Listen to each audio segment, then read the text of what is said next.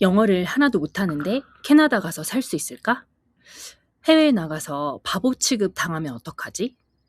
사람들이 나를 영어 못한다고 무시하면 어떡하지? 특히 한국에서 직장 생활을 해보셨거나 능력을 인정받아 본 경험이 있으신 분들은 이 고민이 훨씬 더 크게 느껴지실 거예요. 왜냐하면 나는 원래 충분히 잘하던 사람인데 언어 때문에 갑자기 아무것도 못하는 사람이 되는 느낌. 그게 정말 괴롭거든요.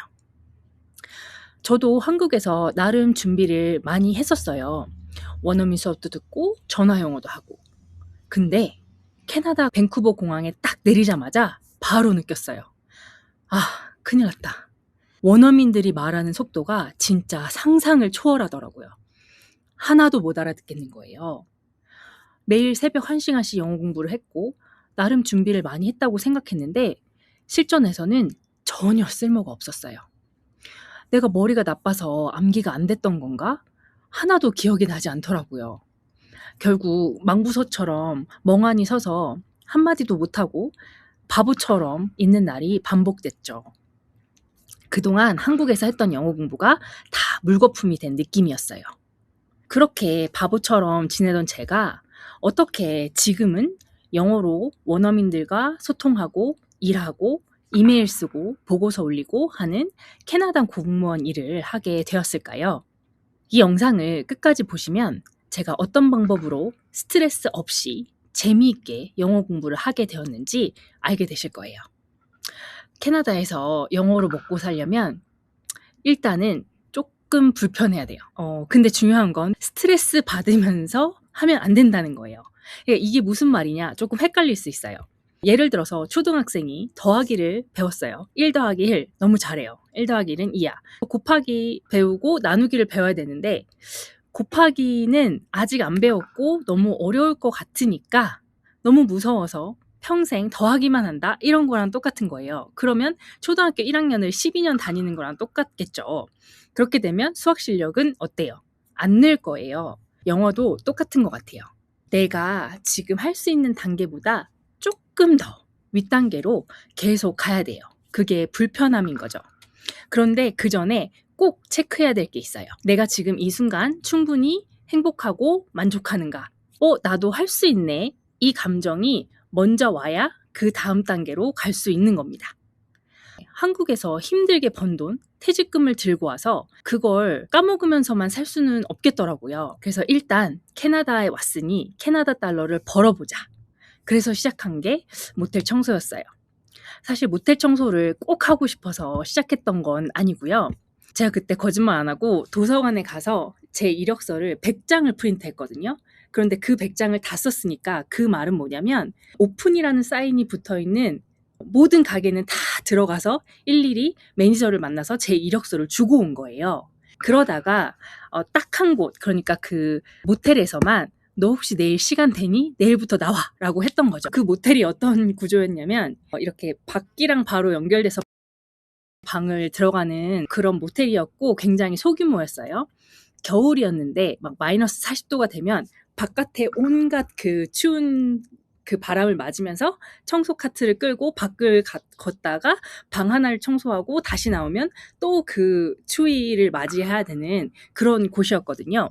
그런데 어쨌든 내일부터 나오라고 한 곳이 거기밖에 없으니까 일단 바로 갔어요. 그렇게 해서 열심히 일하고 첫 급여를 받았습니다. 너무 기뻤어요. 성취감이 들었죠. 제 손으로 태어나서 처음으로 캐나다 달러를 벌어본 거잖아요. 그래서 그 번 돈으로 처음으로 외식한 곳이 서브웨이였어요. 들어갔는데 여기서 또 문제가 있죠. 빵 고르라고 하지, 야채 고르라고 하지, 소스 물어보지, 토스트 할 건지 안 할 건지, 알러진 있는지 식은땀이 줄줄 나는 거예요. 샌드위치 하나 시키는데 뭐가 이렇게 어렵지?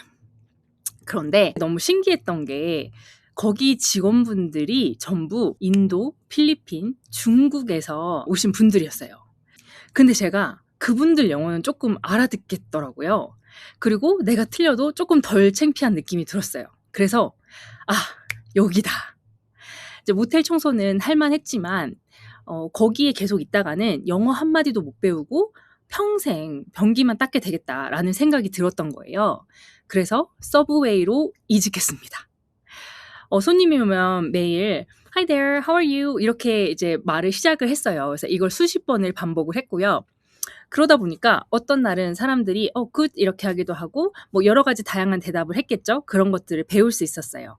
어떤 사람은 "Not bad, how about you?" 이렇게 물어보는데 아시죠? 한국 사람들 정해진 대답 있잖아요. "I'm fine, thank you, and you?" 이렇게 지금 생각하면 너무 웃겨요. 제가 "How are you?" 하면서 물어보고 그 사람이 대답을 했는데 제가 다시 나는 좋아. 너는 어떠니?" 이렇게 또 물어본 거예요. 그러니까 똑같은 질문을 계속 핑퐁 한 거죠. 그런데 그렇게라도 반복하다 보니까 밖에 나가서 사람들을 만나도 제가 용기 내서 먼저 인사할 수 있게 됐어요. 그동안 연습을 하게 된 거죠. 그래서 그것만으로도 굉장히 큰 성취감이 되었어요. 그런데 서브웨이에서 일하다 보니까 또 제가 느낀 문제가 하나 있었어요. 제가 아까 뭐라고 했죠? 거기 직원분들 대부분이 이 외국인 노동자 분들이었어요. 발음도 다 다르고 대화도 제한적이고 단어를 쓰는 것도 굉장히 제한적인 데다가 할 수 있는 말도 많이 없었어요. 그런 한계를 좀 느끼고 있었죠. 그때 제가 교회 봉사를 꾸준히 다녔었는데요. 제가 매일 도와드리던 올리라는 할머니가 계셨어요. 어느 날 저한테 그러시는 거예요. "너 우리 라찌에서 한번 일해볼래? 거기 한번 지원해봐. 사람 뽑는데." 우리 라찌가 뭐지? 그분이 캐나다 노인 요양원에 살고 계셨는데 캐나다에서는 그걸 시니어 라찌라고 부르는 거예요. 저는 한국 생각만 하고 요양원? 이랬거든요. 근데 가보니까 웬걸 시설이 너무 좋은 거예요. 그리고 직원분들이 제 눈에 다 완전 캐네디언이었어요. 거기는 이민자들이 한 명도 없었고 그리고 급여도 50%더 준대요. 그래서 바로 지원을 했죠. 면접을 봤는데 거의 2시간 가까이 봤어요. 물론 저는 거의 못 알아듣고 버벅거리고 진짜 엉망진창이었죠. 집에 와서 몇 시간을 이불킥할 정도로 부끄러운 경험이었어요. 그런데 지금 생각해도 너무 감사한 게 그 도리스라는 매니저가 중간에 포기를 안 하고 끝까지 면접 질문을 저에게 다 해준 거예요. 얼마나 인내심 있게 들어줬어요. 그래서 그게 너무 감사하다고 지금도 생각을 합니다. 근데 결국 결과는 떨어졌죠. 이메일에 정말 형식적으로 너는 진짜 훌륭하고 좋은 지원자이지만 다른 경력이 많은 사람이 있어서 어쩔 수 없이 그 사람을 채용하게 됐다. 이렇게 써 있었던 것 같아요. 근데 저는 그거를 해석하면서 그래 나도 경력이 있는데 이 생각을 딱 하게 된 거예요. 그래서 밤새 이메일을 썼어요. 사실 저는 경력도 있고 경험도 있는데 인터뷰 때 긴장해서 말을 못했다 하면서 이렇게 작성을 했죠. 근데 이걸 영어로 쓰려니까 단어도 모르고 문법도 모르고 그때는 이제 AI도 없었거든요. 그래서 어떻게 했냐면 막 해커스 책 뒤지고 문장 패턴 이런 거 문법 책 막 뒤져가면서 그 문법 책에 예시 문장 있잖아요. 그러면 그 예시 문장 중에 내가 하고 싶은 말과 가장 비슷한 말을 찾은 다음에 거기서 단어만 바꿔가지고 영작해서 쓰는 그렇게 해서 이메일을 완성했어요. 그러니까 얼마나 오래 걸렸겠어요. 정말 뭐 원어민들이 그냥 말하면 5분 10분도 안 될 말을 제가 밤새도록 이메일로 작성을 했던 것 같아요. 근데 지금 생각하면 그 과정 자체가 저한테는 영어 공부가 되었어요. 왜냐하면 그때 저는 진짜 하고 싶은 말이 있었거든요. 그러니까 그때 썼던 이메일은 저 혼자 이렇게 노트에 깜지하면서 라이팅 연습했던 거랑은 완전히 달랐어요. 일단 내 말을 들어줄 사람이 있었고 내가 꼭 전달하고 싶은 말이 있는 그런 상황이었어요. 그리고 진짜 그 직장에 들어가고 싶었어요. 그 전에 최저임금 받으면서 제한적인 대화만 하고 노예처럼 일하는 그 생활을 벗어나고 싶었거든요. 며칠 뒤에 매니저한테 답장이 왔어요. 네가 만약에 응급처치 자격증을 따오면 기회를 주겠다는 거예요. 그래서 없는 살림에 바로 제 돈으로 등록을 해서 밤새 공부하고 강사님 붙잡고 계속 질문하면서 겨우겨우 턱걸이로 그 응급처치 자격증에 합격을 했어요. 그러니까 나중에 알고 보니까 그 과정은 원래 회사에서 돈을 다 내주고 수업 듣는 동안 급여까지 주면서 듣는 그런 과정이더라고요. 근데 어쨌든 제가 자격증을 들고 갔더니 매니저가 깜짝 놀라면서 그래 내일부터 나와 이러면서 저한테 온콜 시프트를 시작하게 해줬어요. 온콜 시프트가 뭐냐면 누가 갑자기 아프거나 전화해가지고 나 오늘 못 가 이러면 이제 땜빵하는 그런 시프트였던 거예요.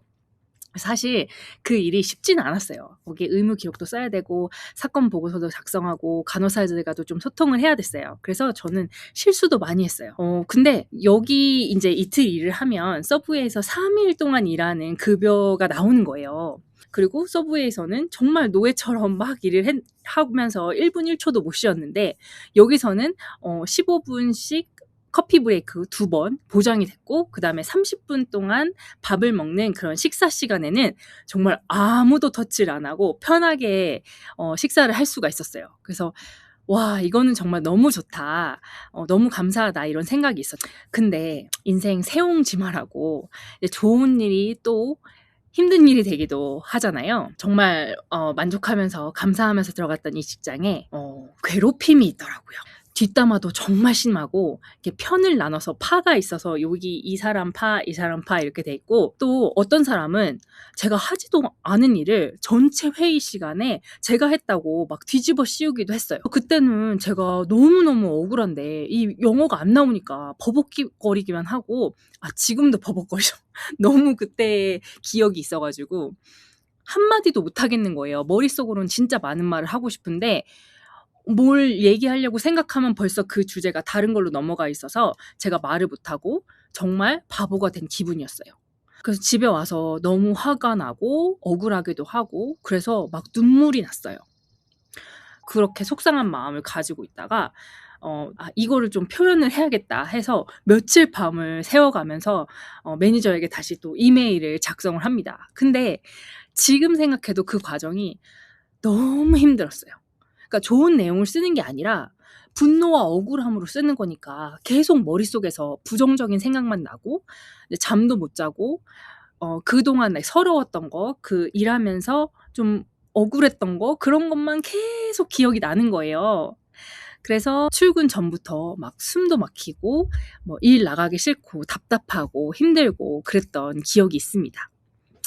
지금 생각하면 그렇게까지 제 에너지를 쏟지 않아도 됐었던 것 같아요. 그러니까 제가 그냥 너무 억울하고 화나고 그리고 영어를 못하는 제 자신이 너무 미운 마음에 그렇게 에너지를 썼던 것 같아요. 그렇게 고통 속에 있지 않아도 되는데 그때는 몰랐어요. 사실 중요한 건 내가 일 잘하고 내가 스스로 당당하기만 하면 된다라고 생각을 했어야 했는데 그러지 못해서 굉장히 아쉽긴 해요. 그때는 '두고 봐라. 내가 진짜 영어를 잘해서 다 복수할 거야.' 막 이런 생각을 했어요. 근데 뭐 복수는 무슨 지금 그 사람들이 어디서 뭐 하고 사는지도 몰라요. 제가 다른 동네로 이사를 했거든요. 결국 그 친구는 다른 사람한테도 저한테 한 것처럼 똑같이 여러 번 하다가 몇 달 뒤에 잘렸어요. 그러니까 생각해 보면 그때 저를 무시하고 따돌리고 필요할 때만 찾는 사람들한테 제가 너무 많은 에너지를 썼던 것 같아요. 그때 도나라고 부매니저가 있었는데 평소에는 저한테 날카로운 지적만 하고 뭔가 제가 대답을 하려고 하면 제 말이 느리고 버벅거리잖아요. 그러면 말을 딱 끊고 no excuse allowed 하면서 씩 웃으면서 가는 거예요. 그러니까 그때 제가 입버릇처럼 달고 살았던 말이 I'm sorry 이런 거였거든요. 계속 우리 sorry sorry 이럴 수밖에 없잖아요. 영어를 못하니까. 근데 그거를 좀 비꼬듯이 말한 것 같아요. 그런데 이 부매니저가 저한테 몇 번 친절한 순간들이 있었어요. 그때 제가 유니폼을 구한다는 소리를 듣고 "내가 줄게." 이러더라고요. 그래서 땡큐." 이랬죠. 그때 준 게 정말 오래 입어 가지고 너덜너덜하면서 막 락스가 막 튀면 색깔이 변하잖아요. 이게 변색되고 그리고 사이즈도 엑스라지였어요. 저는 그때 스몰을 입었었는데 그것도 사실은 없으니까 그냥 새로 사느니 이거 주니까 고맙게 받자 하면서 땡큐라고 했는데 그걸 주면서 저한테 "20불이야." 이러는 거예요. 지금 생각해 보면 그 금액이면은 새 거를 사고도 남았어요. 그러니까 정말 말도 안 되는 가격인데 저는 땡큐를 하면서 그 돈까지 준 거예요. 약간 삥 뜯긴 건데 그것도 모르고 돈도 주고 고맙다고도 했죠. 근데 그 이후로도 뭔가 쓰던 물건을 굉장히 비싼 가격에 저한테 몇 번 팔았어요. 그래서 그걸 사라고 할 때는 굉장히 친절하게 해 주니까 저도 좀 어쩔 수 없이 돈을 썼던 것 같아요. 정말 호구였죠. 그때는 몰랐어요. 그러니까 제 자신에 대해 확신이 없었고 그 작은 시골에서 그 직업이 제가 할 수 있는 최고의 직업이라고 생각을 했기 때문이에요. 그리고 같이 일하는 사람들이 그때 제 인생의 전부처럼 보였거든요. 그런 상황에서도 하늘이 도우셨는지 저에게 은인 같은 분이 계셨어요. 그레이스와 월터. 그분들은 저의 캐나다 가족이에요. 진심으로 저의 있는 모습 그대로를 봐주고 진심으로 사랑을 주셨어요. 이때 제가 배운 무조건 되는 영어 말하기 공부 비법이 있습니다. 그게 뭐냐면요. 바로 내가 좋아하는 사람에게 그 사람이 알아들을 수 있도록 이야기하는 연습을 하는 겁니다. 그레이스와 월터는 항상 저의 얘기에 귀를 기울여 주셨고요. 그분들을 만나러 가기 전에는 저는 항상 수첩에 메모를 했어요. 하고 싶은 말, 전하고 싶은 얘기를 한국어로 적고 거기에 들어가는 단어를 사전에서 찾아서 다시 영어로 적었어요. 그리고 한 문장씩 이렇게 하다 보면 못 알아들으실 때도 있잖아요. 그럼 제가 수첩을 보여드렸어요. 그러면 아 하면서 이제 발음을 교정해 주셨어요.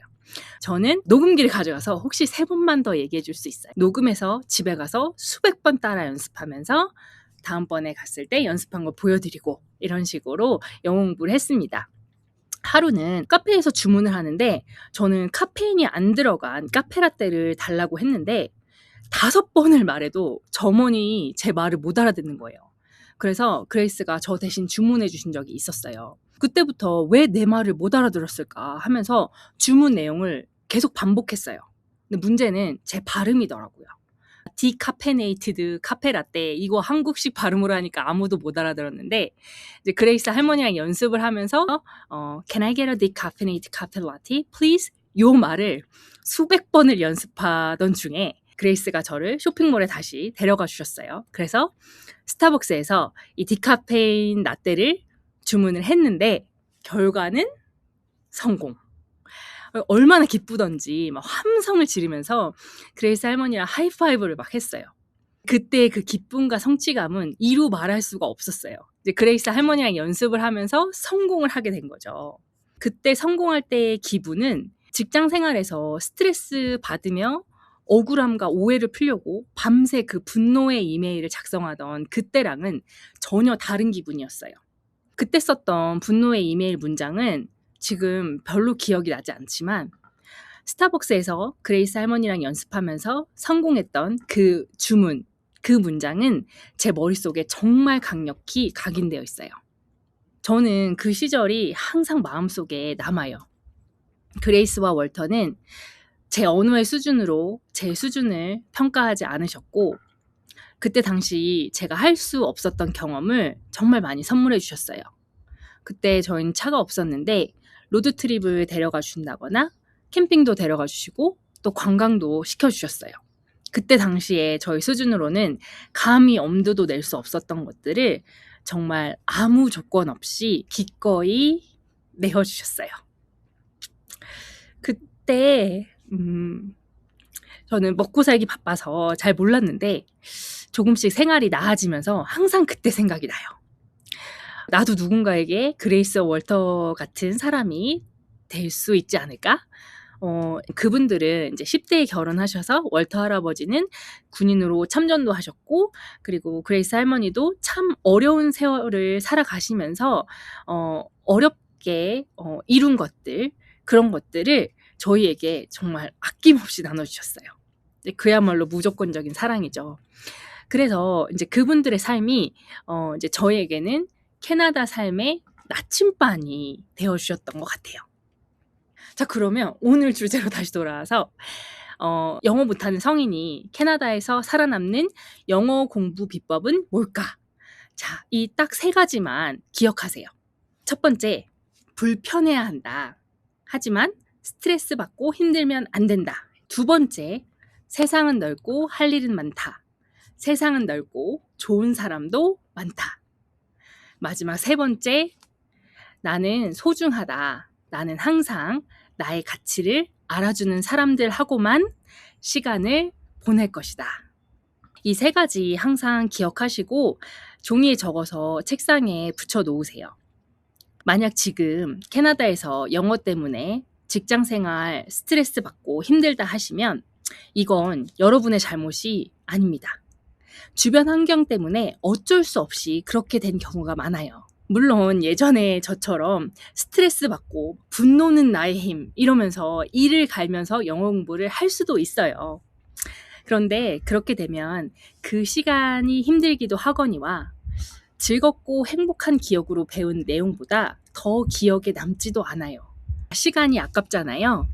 물론 갑자기 하루아침에 원어민처럼 술술 말할 수 있는 마법 같은 방법은 없어요. 하지만 즐겁고 행복한 추억이 되는 그 하루하루가 모여서 제 영어 실력이 향상되고 자존감이 올라가고, 그래서 예전에는 꿈도 꾸지 못했던 일들을 하나씩 해나가는 그런 일들은 지금 바로 현실이 될 수는 있습니다.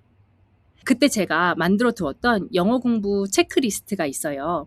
혹시 이 영상을 보시는 분들 중에 필요하다고 생각하시는 분들은 아래 고정 댓글에 신청해 주시면 제가 바로 보내드릴게요. 오늘도 기대되고 행복한 하루 보내시고, 혹시 더 알고 싶은 궁금증이 있으시면 아래 댓글로 남겨주세요. 자, 그럼 전 오늘도 한숨 자러 가보겠습니다.